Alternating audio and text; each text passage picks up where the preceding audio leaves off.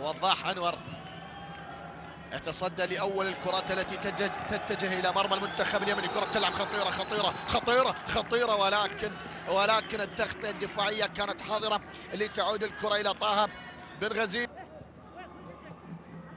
الجزائري الحين بعد الانتصار بركلات الترجيح في المباراة كانت صعبة.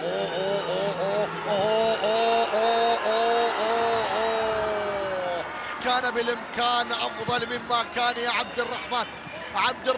عبد النبي هداف المنتخب اليمني، هداف المنتخب اليمني. شوف سوى كل شيء، عمل كل شيء عادل عباس، وكان عادلا في الكرة الماضية ليمرر لصديقه الهداف لأنه اللاعب الأنسب للتسجيل. لأن إلى الآن المنتخب الجزائري صاحب الأرض، والجمهور شوفونا لعادة لأهم فرص.